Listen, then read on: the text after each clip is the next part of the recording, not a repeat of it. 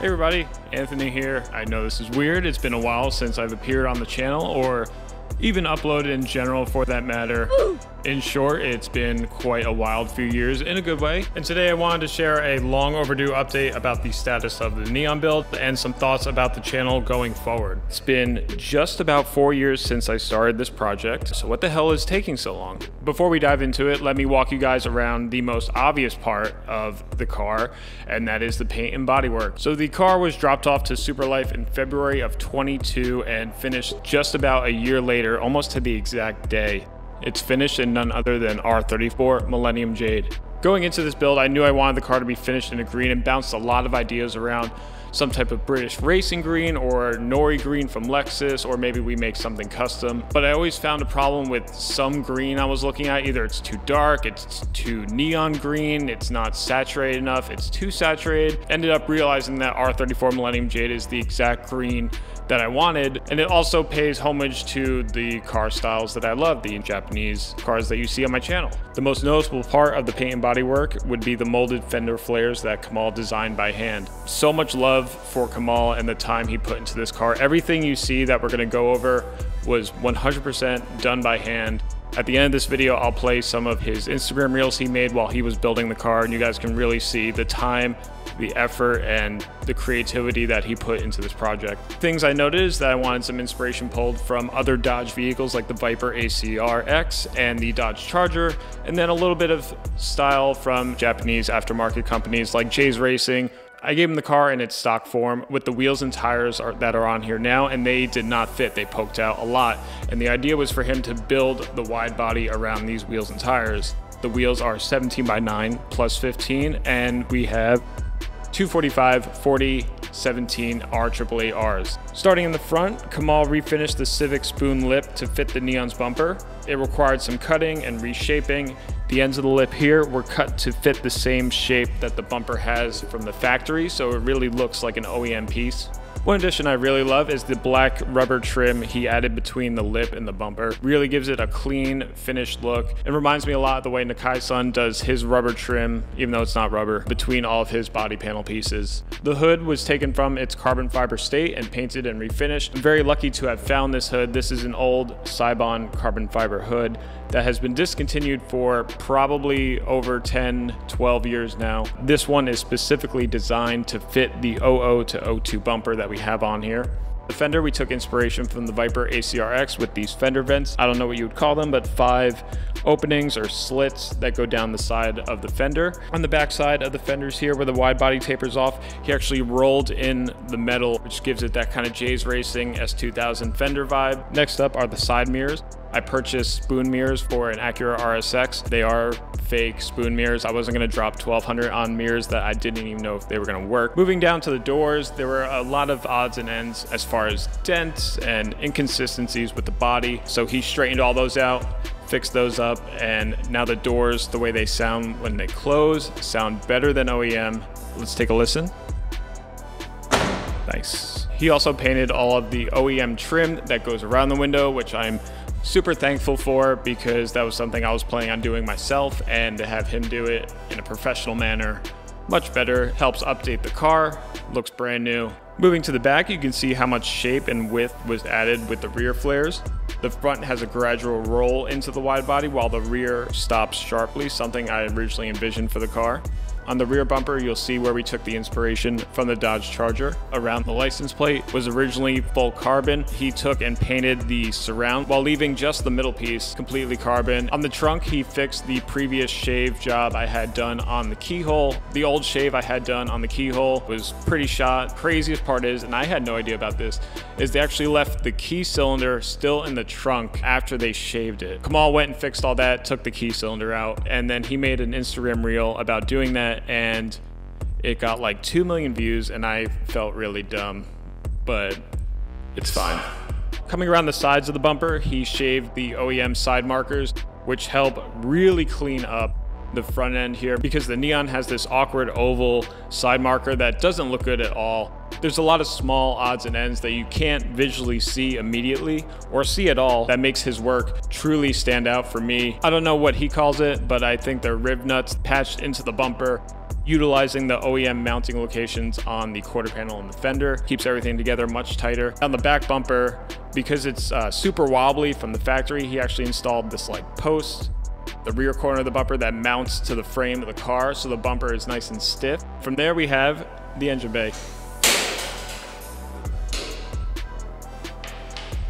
Please excuse the broomstick I'm using for a hood prop right now. I lost the OEM hood prop at some point. So we have the engine bay. Full disclosure for Kamal's sake and the quality of his work, he only did the final skim coat over the engine bay. When it comes to the metal work and the prep, those were done by Cody. If you guys watch my channel, you probably watch Chris's channel, you've seen his legacy build, you've seen Cody who helped him work on the legacy. Getting the build to this point would have been impossible without his help. Overall, we patched about 30 different holes that were not needed in the engine bay, all the way between the radiator shroud, the sides of the frame rails, the firewall. There were a lot of different things that made no sense. Not sure why Dodge had so many random holes in the engine bay, but they're gone now. On the sides of the engine bay, Cody made these plates to close up.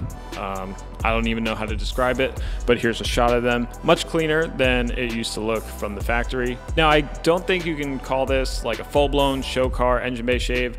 Not really what I was going for. I just wanted a cleaner engine bay. I'm not trying to win awards or, you know, this is gonna be a street car that I take to some meets. I go to the gym and just have a good time in. So I feel like we have a perfect mix of street car and show car sometimes. One thing Cody and I did cut out, or mostly Cody, I watched, windshield wiper cowl is completely gone, which leaves the engine bay looking much more open. Overall, I'm just blown away with the way the car looks. This is something I've always visioned for this car ever since I've owned it. Having this street show and track vibe to it. So what exactly happened? I made the original video on this car, introducing it and explaining the history of it 4 years ago, and it was quickly followed up by the donor car I bought for the engine that's now in here. And then I never made another video about it. I don't know how to explain it. And I actually ended up filming a lot of the process, tearing down the car and prepping it and working on the engine bay and all this stuff. I ended up just realizing that documenting the build in kind of like a vlogging YouTuber sense just isn't something for me. I don't think I have the personality for it. So I just said, fuck it. We'll make one final video when the car is totally done and driving. Also, it's taking this long because that's kind of the reality when a car build isn't your #1 priority. A lot of life has happened in the past 4 years. I've tried to put as much as I could into this car without sacrificing from other parts of my life. Okay, so that was a breakdown of the largest part of this project, which is the paint and bodywork. Now comes the question of, what do we still need to get this car on the street? The short answer is a lot, and the long answer is much more involved. But we're gonna start with the interior. You can see there is no interior here. I do have the dash mounted up, but it's not actually like mounted or anything.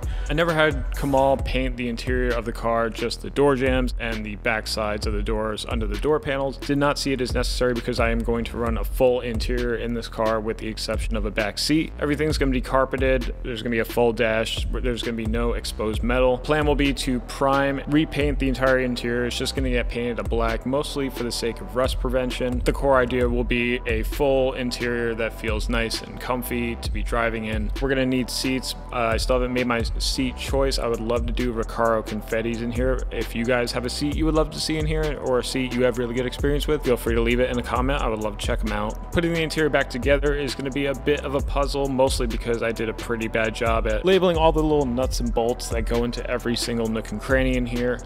So that'll probably involve doing a junkyard run, grabbing all the little odds and ends that I need from there. Car's also going to need new weather stripping in all the doors.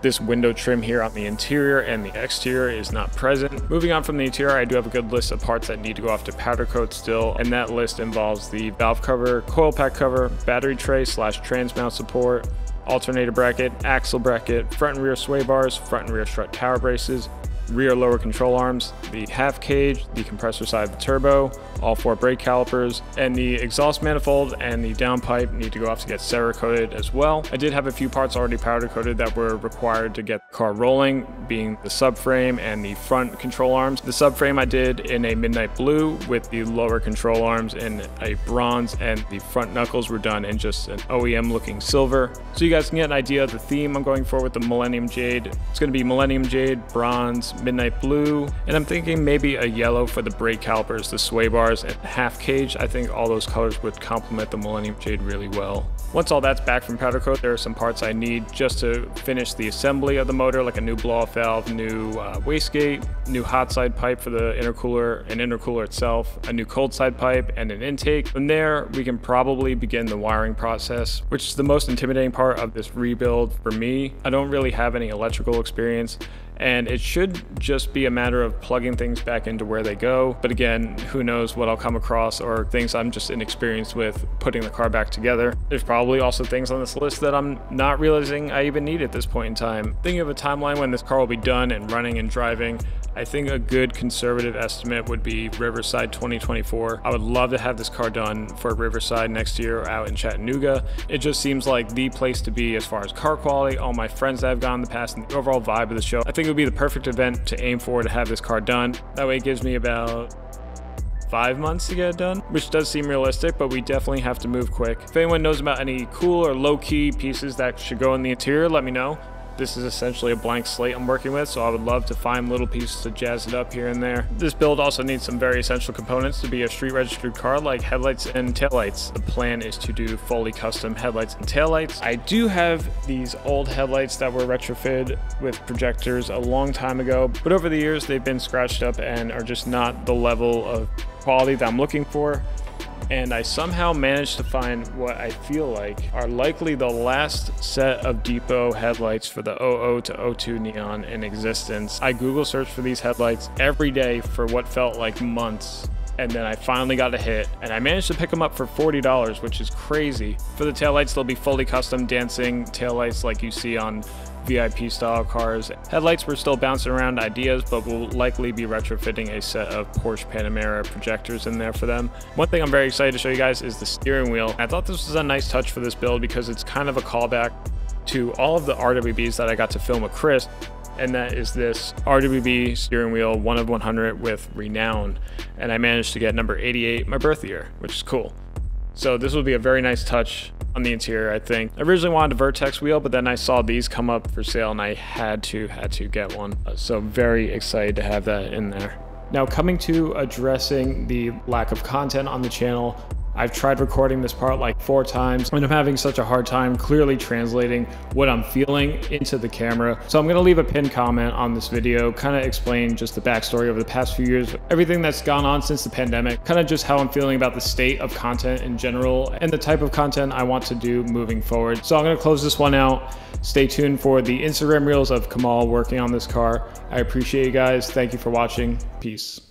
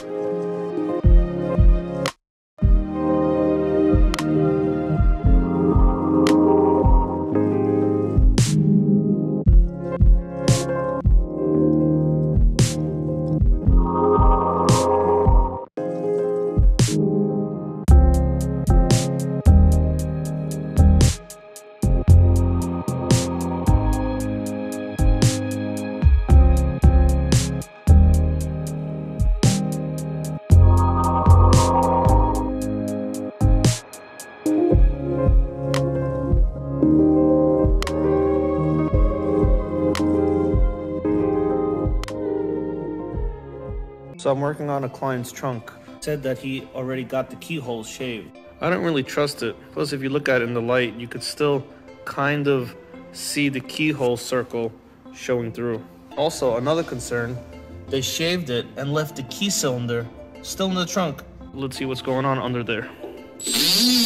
Okay, wow, so that's the key cylinder right there. So all they did was they just put body filler over it and just called it a day. Let's go. Okay, so we're gonna take the key cylinder out, and then we're gonna wanna dig out this body filler, which I like to use with flame.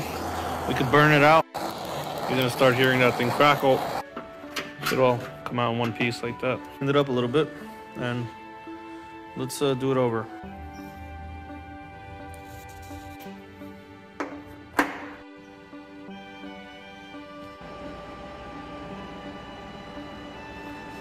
That's better.